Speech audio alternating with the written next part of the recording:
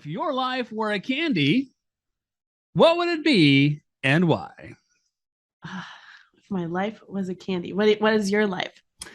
If my life were a candy, I would be a Sour Patch Kid. Little sour, not for everybody, but once you get past that, I'm pretty sweet. Sour that is sweet. That is true. That is true. Yeah. Ben is a very good friend, but people are often scared of him. It's partly because you can't tell this right now, but he's very tall. And so sometimes in some contexts, people are like, I don't know, your husband's a little scary. He's intimidating. Which is he's very tall. funny He's to big. me. He's not that scary. He's not scary. You don't want to mess with him though. Okay. All right. What would my life be? Right now, I would say a chocolate covered coffee bean. Like it sounds pleasant, but it might be a little bit much. Oh, but energizing. Energizing. Yeah. Energizing, but it's a lot. That's how I feel right now about life. It's all good things, but it's a lot of good things. It's very intense. But I do love coffee. So I endorse this. I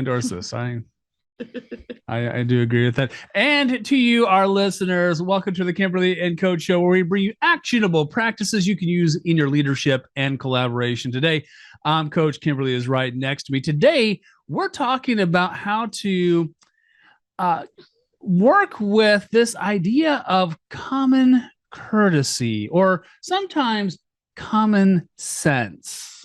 Right. And this is part of our conflict resolution starter kit. Yep. And maybe the simplest piece of it, because the practice that we're talking about is essentially to rethink the idea of common courtesy.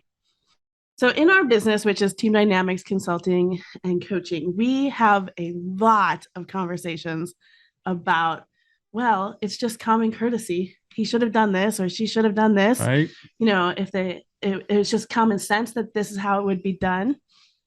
And the fact of the matter is, common courtesy does not actually exist. Now, there may be cultural trends, like the way that people address conflict in Chicago is a little different than the way that people tend to address conflict in Texas. Oh, which let me just tell you, so much. It's a bit of a learning curve for me.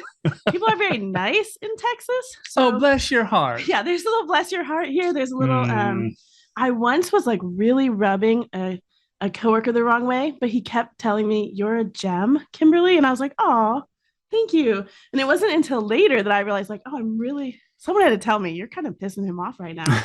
And I was just like at face value. And so there are cultural trends that it is helpful to learn. Mm-hmm. But when we make assumptions about what is considered courtesy or considered polite, depending on where that person comes from, what culture they come from, what family experience they have, how communication happened in their family, what is common courtesy to you may not even occur to them. Yeah. I mean, I've often talked about people being like little universes. Yeah. Say a little bit more about that. Because we are immensely complex creatures. A lot of people are like, oh, well, isn't everybody just the same? No. World of no. So much no.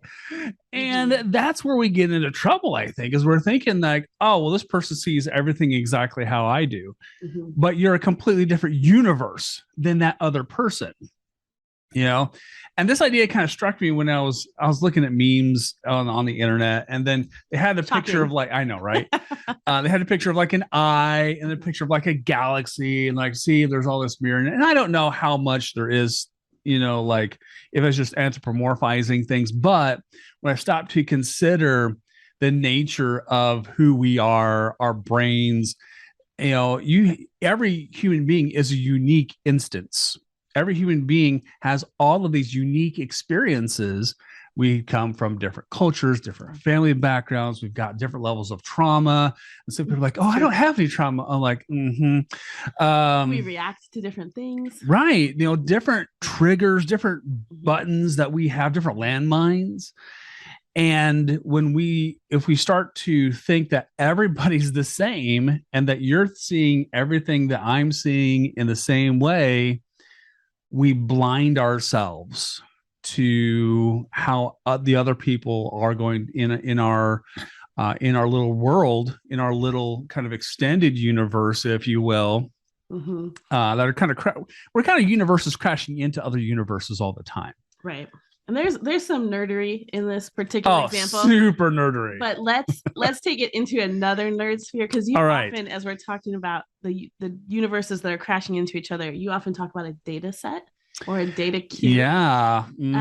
Could you talk a little bit about that? Yeah. So every single person as an entity, as a person, we have this unique set of experiences, right? We just talked about that. And so if we can look at that from a data, now some of you guys know, I've been in IT for over 20 years, right? And so fly your IT flag. Yeah, here we go. For a minute. IT nerd flag. And so when you start looking at IT, you inevitably crash into data, right? Crashing into databases and spreadsheets and everything. And in data world, we have all kinds of interesting concepts.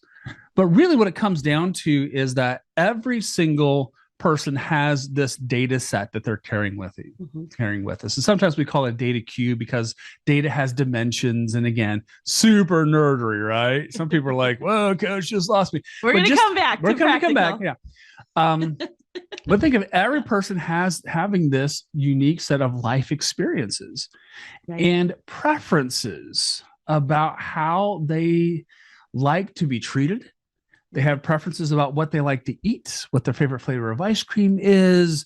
Everybody has these kinds of unique facets. And so when you take time to learn what those facets are, and you start to find that common ground. Now you might like chocolate ice cream and they might like vanilla, or they might not like ice cream, but I'm not really a big ice cream guy. Somehow we're still married. I know, right? But with that, if you're wanting to bring someone a special treat, okay, you're like, man, I really want to give this person like an attaboy, so you go out and you pick out your favorite flavor of ice cream and you bring it to them like, oh, I'm lactose intolerant. Bummer. Or I'm allergic. Yeah, I'm sadly allergic to dairy. I learned. Yeah, so my ice cream life has gotten a little sad. There's some good non-dairy options. Yeah, but if you want to bring me a treat, it would be helpful to know that. Now, when we are making decisions, we're using the data that we have. So most of the data that we carry around with us is the data about us, right? And this is where the idea of common courtesy comes in, because we also have data about our family of origin. We have data about our culture. And so we kind of make some assumptions of that other people will want what we want and prefer what we prefer. And then when people don't do those things, we assume it's because they're disrespectful or they don't care about us. They should have known to do this. So let me share. Because it's common sense. Yeah. Let me share a tangible example about how people's data cube, so to speak, may not match, and they could be both trying to show respect and to be deferential to the other, but they're missing each other. And so an example that I see often in corporate workplaces is that someone will share a personal detail about their life, especially if it is negative, like my friend's mom died this week would be an example. So they share this information and then they wait because they want someone to move toward them and say, oh, were you guys close? How are you? And so the assumption for some people is that common courtesy is if you share a personal hardship, that someone will ask you how you're doing about it. Okay. That is absolutely the common courtesy that I came into adulthood with. That if I share something, then I will know someone cares because they'll like follow up. They'll ask me. Now, I'm married to Ben, and Coach. He goes by Coach, Kimberly Coach, but he's also Ben. And so answer to both, by the way. It's fine. Hey, you tall guy. Yeah. Anyway, what Ben's preferences and what he learned in his family dynamic is that people will share as much as they want to. So if you share something hard with Ben, his like kind of default mode will be to create space for you to share more if you want. But he actually doesn't ask a lot of follow-up questions. Okay. So I see this all the time in the workplace where someone shares something personal, the person does not respond in the way that they hoped, and then they feel like I'm not valued and cared for here. Yeah. Common courtesy would have been to fill in the blank. And so you could then extrapolate that to all sorts of conversations that you'd have in the workplace. But that's an easy example where people's preferences and sets of data about what is respectful may not actually be held in common. Because when Ben is giving space, he is not trying to be disrespectful. He's not trying to say, I don't care about your personal life. This is work, which is sometimes like the thing that people take away from that kind of interaction. But he's trying to say, like, I want to make sure that I'm not pressing you. You don't feel pressured to share something you're not comfortable with, because he would not want to be pressured to share something that he's not comfortable with. And so it would be out of respect and out of care that he would hold back in his response, potentially. Also, I'm a really good listener, by the way. That's true. That's true. All right. So let's talk about how we can set some expectations around quote unquote common courtesy. Okay. So one of the things that we can start is just understanding that your universe, the other person's universe, they're different, right? Right. Two universes collide. You have different sets of data. You've got different sets of preferences. Understand that you are not them. Let's just start there, right? And that's a little harder for a lot of folks because they're taught that everyone is the same in school, right? That's one of the things that sometimes, so there's certainly messaging that I got when I was in grade school. It might depend on generation. Right. Like everybody we were taught that. And then you got older, like, wait a minute, everybody is not the same. Right. Everybody has a completely different set of circumstances. So start there, right? Start there. And then I think the next step then is to start to be open to, and again, just the stance, your posture, I think is an important step. Is to not assume, because those, you know what happens when you take apart the word assume, right? I know it's one of those common courtesy, common sense things, but let me just break it down for you. Okay. If you take apart the word assume, it makes an ass out of you and me. See, that's the old joke. Not wrong. But it's the old cliche. It's an old joke in America. And I know we have some people around the world who are listening. They're really like, oh, what? Which, you know what? If you're listening from, say, Pakistan or India, or maybe even Germany, or pick a country of your choice, you may be like, that doesn't make any sense, because it's not in your frame of reference. It's not in your data set, right? And so I think sometimes having that posture of, hey, my perspective is not the only perspective. Right. So what we want to do is when we notice that someone's not doing something we think that they should do, is take a pause and ask, instead of judging them right off the bat, to ask, are we aligned in what we think should happen here? And if you are jumping to a conclusion, a good practice is to test that conclusion. So in the example that I gave, you could say, hey, I shared with you about my friend's mom who died, and you didn't say anything. And I was just wondering, did it bother you that I shared that because it's personal and we're in a work environment? Or would you prefer I didn't share that with you? I kind of felt like you just moved the conversation on from that, kind of hurt my feelings. And then someone might come back and say, oh, no, I was just waiting to see if you wanted to share more. And since you didn't, I felt like the respectful thing was to move on. And so sometimes those moments will give us a chance to kind of check our judgment and recalibrate. And then that person's going to add to their data set, oh, Kimberly wanted me to ask a follow-up question, but I'm going to add to my data set. They won't necessarily ask a follow-up question. They're maybe just creating space. And so we can kind of learn each other a little bit more. But the second thing that we can do is, just because common courtesy does not necessarily exist doesn't mean we can't have common practices. Yeah. And that is where expectations come into play. But instead of assuming that they are in play, we want to name them. So another example that we could go with is, what do you do when you are running late? Okay. So some people feel like if someone is between like 5 and 10 minutes late, they don't need to text. They're on their way. It's fine. They're always late, you know. And some people, once you go past that 1 minute, or even like a couple minutes before, people feel like, are they not coming? You know, like I need communication. And so in a corporate environment, we could make some expectations like we start our meetings on time. If you are going to be late for any reason, send a text to the group. And by stating that, what might have been based on people's preferences, where then you, after the meeting, you would be like, common courtesy would have been to say, I'm stuck in traffic and send a note. I'm going to be late. But instead of being mad about it and resentful later, now what we've done is we've put it into our cultural practices because we've named it, we've set the expectation. And then if it's not happening, we can come back and say, do you remember in our staff meeting last month when we talked about we want to alert people if we're running late, just so that everybody knows, you know, if they have time to run to the bathroom or if they have time to grab a coffee. So you didn't do that this morning. We'd really like you to start kind of putting that into your practice. It doesn't have to be a big deal, but we're creating then communal practices, but they're not based on assumption. They're based on clearly communicated expectations. Yeah. You know, what is that old, the kind of the new cliche is clarity is kind. I mean, it's a Brene Brown quote. Oh, well, yes. Brene Brown says kind is clear. Is okay. I think the quote. All right. So yeah, the concept is very true. Yeah. So just having clear that is kind. Clear is kind. Yeah. So just state it. Yeah. Say it. It's okay.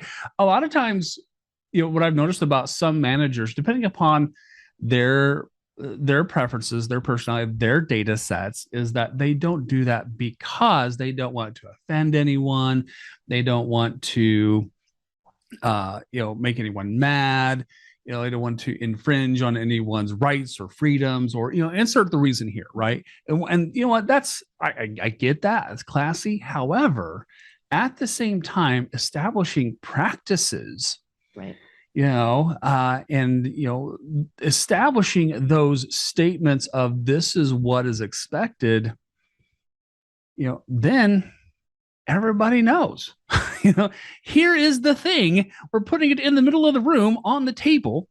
And sometimes there needs to be clarity around the language that you're using. And yes, sometimes there's misunderstandings, and, you know, that's just all part of human relationships, right? Mm-hmm. But stating those practices, you know, and giving that clarity and setting up, you know, you don't have to call it expectation, call it a practice. I think that's a great word. Mm-hmm. You know, practice, that's something we're practicing, you know?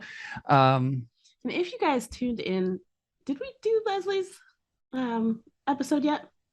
No, it's coming up though. Okay, so we have an episode coming up with Leslie Almond that where we talk about practices and behaviors that actually move the needle towards the culture that we want, and kind of associating practices with our values. And so stay tuned for that. But I love that idea, and this is a place where you can do that. You can say our value is this. And as part of that, part of the way that we create the culture of this, like for instance, we create a culture of trust by doing this, is to name the behavior and set the expectation. So as you're trying to decide if this is an area of common courtesy, do I want to make it a cultural practice? I think a key question is, how resentful do you feel when people don't do it? Because if you are, in order to like make sure that everybody can maintain their freedom and do their own preference, not naming your expectation, but then later feeling resentful and feeling like, well, they're not very professional, or whatever the judgment is based on what you think should be common courtesy. If you can't let go of your judgment and your resentment about that particular practice, then I would say, if you're the leader and you're building culture, name what you're looking for and say, as we work together, I think it's respectful that we do this. And now, if people have a huge pushback and they have a good argument for why they're not willing to do that, if you have a good culture, they'll be able to say, you know what, I don't know if I really want us to have to do that. Here's why. And you can have a little push back and forth and decide what is the cultural practice that we're putting into play here. But at the very least, you now have more data about the people that you're working with, so that you can make a truly educated judgment about what is happening when a ball is dropped or when a conversation doesn't go the way that you expect, things like that. Yep. And at the end of the day, when you establish these common practices, your relationships, your